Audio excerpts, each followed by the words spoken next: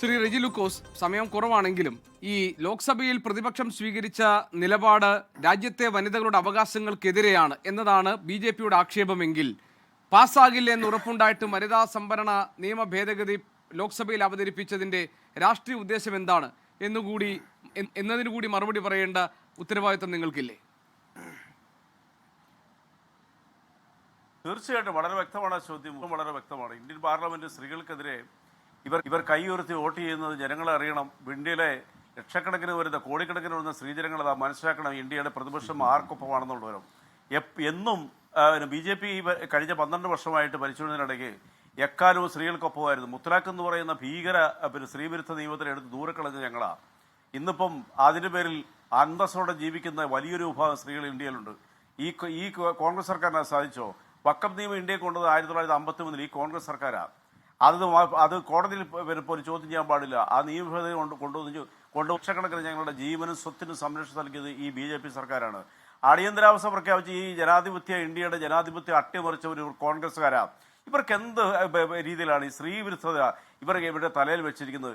എന്നെ അത്ഭുതപ്പെടുന്ന മുസ്തഫ സാർ പറഞ്ഞൊരു കാര്യത്തിലാണ് ഞാൻ അത്ഭുതപ്പെട്ടു പോകുന്നത്. എത്രയോ വർഷം ഞാൻ ആ പാർട്ടിയിൽ പ്രവർത്തിച്ച ഒരാളാണ്. ഏതെങ്കിലും ഒരു വനിതയെ ഇവർക്ക് കേരളത്തിന് മുഖ്യമന്ത്രിയാക്കാൻ പറ്റിയിട്ടുണ്ടോ? കേരള നാട്ടിൽ KR ഗൗരിയമ്മ ഭരിച്ചു വരുമെന്ന് പറഞ്ഞ് പാടി നടന്ന് വോട്ട് നേടിയ ഇവർ അവസാനം എവിടെ നിന്ന് വന്ന K നായരെ ആ മുഖ്യമന്ത്രി കസേരയിലേക്ക് ഇരുത്തി ആ വനിതയെ വഞ്ചിച്ചു, സുശീല ഗോപാലിനെ വഞ്ചിച്ചു. ഇപ്പോൾ ഇവർ പ്രാതിനിധ്യം കാര്യമായിട്ടൊന്നുമില്ലെങ്കിലും ഈ കോൺഗ്രസ് എന്ന് പറയുന്ന ഇന്ത്യ മുന്നണിയുടെ നേതൃത്വത്തിനോടൊപ്പം ചേർന്നുകൊണ്ട് വനിതാ ബില്ല്, അതായത് വനിതകൾക്ക് 33% വരുന്ന ആ ബില്ലിനെ ഇവർ അട്ടിമറിക്കാനുള്ള വോട്ട് ചെയ്തു. ആ വോട്ടെടുപ്പ് ഇന്ത്യയിലെ ജനങ്ങൾ തിരിച്ചറിയാൻ വേണ്ടി തന്നെയാണ് അത് പരാജയപ്പെടുന്ന അറിഞ്ഞുകൊണ്ട് തന്നെ ആ ബില്ല് ലോക്സഭയിലും അല്ലെങ്കിൽ ഇന്ത്യൻ പാർലമെന്റിൽ BJP അവതരിപ്പിച്ചത്. ഇവരുടെ തനിനിറം പുറത്തു വന്നു. അതിന് കോൺസിക്വൻസിനോട് പറയാം. ഇപ്പോൾ നടക്കാൻ പോകുന്ന ബംഗാളിലെയും തമിഴ്നാട്ടിലെയും തെരഞ്ഞെടുപ്പിൽ ആ സ്ത്രീജനങ്ങൾ ഒറ്റക്കെട്ടായിട്ട് തന്നെ ഇവർക്കെതിരെ ഈ സ്ത്രീ വിരുദ്ധ നിലപാട് സ്വീകരിക്കുന്ന ജനാധിപത്യ പാർട്ടികൾക്കെതിരെ വിധി എഴുതും. ഒരൊറ്റ സെന്റൻസിന് പറഞ്ഞിട്ട് പൂർത്തീകരിക്കാം. ഇന്നലെ ഇന്ത്യയിൽ വാസ്തവത്തിൽ വിഘടനവാദത്തിന്റെ വിത്ത് മുളയ്ക്കത്തക്ക രീതിയിലുള്ള സംഭാഷണങ്ങൾ നടത്തി ഇന്നലെ സ്റ്റാലിൻ അദ്ദേഹം പറഞ്ഞത് എന്താണെന്നറിയോ?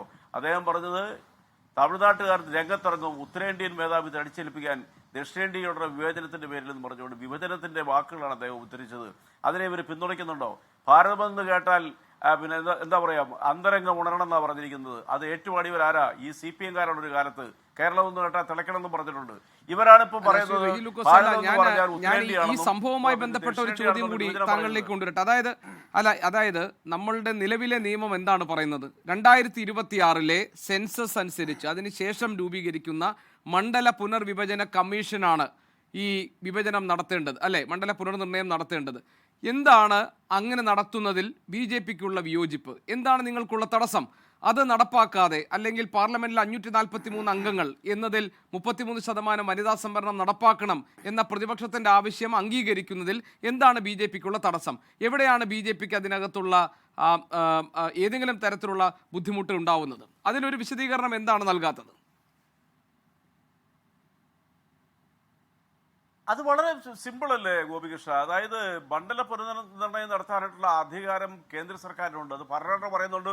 ഇപ്പൊ ഈ ആദ്യഘട്ടത്തിൽ ചർച്ചയിൽ വന്ന ബഹുമാനപ്പെട്ട PDP ആചാര്യ സാറ് വരെ പറഞ്ഞു അത് കേന്ദ്ര സർക്കാർ അധികാരം. കേന്ദ്ര സർക്കാരൊന്നും അടിച്ചേൽപ്പിച്ചില്ലല്ലോ. 50% വെച്ച് നമ്മുടെ പാർലമെന്റ് അംഗങ്ങളുടെ എണ്ണസംഖ്യ വർദ്ധിപ്പിക്കാം. കൂടുതൽ ജനങ്ങൾക്ക് പ്രാതിനിധ്യം കിട്ടുന്ന രീതിയിലുള്ള മെമ്പർമാരുടെ എണ്ണം. മണ്ഡല പുനർവിഭജനം നടത്തേണ്ടത് ഏത് സെൻസസ് അനുസരിച്ചാണ് ശ്രീ റെജി ലൂക്കോസ്? 2026 സെൻസസ് അനുസരിച്ചാണ് ഇനി നടത്തേണ്ടത്. അത് ഞാൻ പറഞ്ഞല്ലോ 2011 സെൻസസ് അനുസരിച്ചാണെന്നുണ്ടെങ്കിൽ ഈ പറഞ്ഞ പ്രതിപക്ഷ കക്ഷികളുടെ പ്രാതിനിധ്യം കൂടും.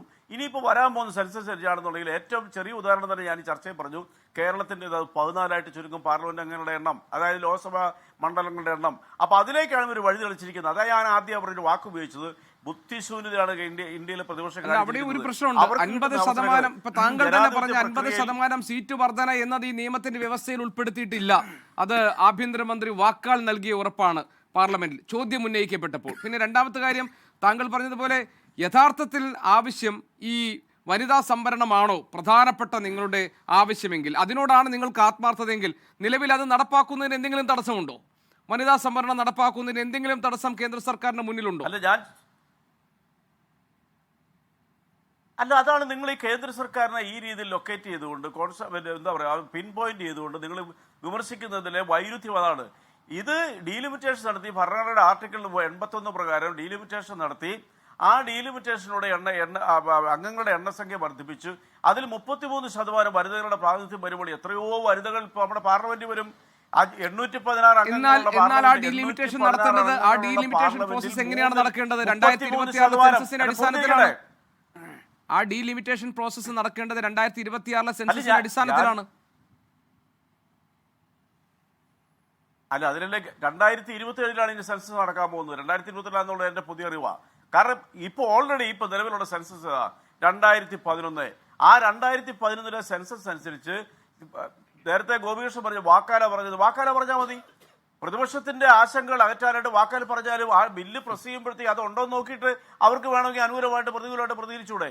അപ്പൊ അതൊക്കെ ഒരു ഉട്ടോപ്യൻ ന്യായീകരണങ്ങളാണ് പറയുന്നത്. ഇന്ത്യൻ പാർലമെന്റിന്റെ ചരിത്രത്തിൽ ആദ്യമായിട്ട് പുരോഗതിയിലേക്കും പുരോഗമനത്തിന്റെ ആശയങ്ങൾ കൊണ്ടുവന്ന് രാജ്യത്തിന്റെ ജനാധിപത്യത്തെ ശക്തിപ്പെടുത്തി സ്ത്രീകളുടെ പ്രാതിനിധ്യം 33% വർദ്ധിപ്പിക്കാനുള്ള ഈ കേന്ദ്ര ഗവൺമെന്റിന്റെ സ്ത്രീ ശാക്തീകരണ നടപടികൾക്ക് എതിരായിട്ട് വോട്ട് രേഖപ്പെടുത്തി അത് പരാജയപ്പെടുത്തി ഇവർ കാലത്തിനോട് ചെയ്ത വലിയ ചതിയാണ്.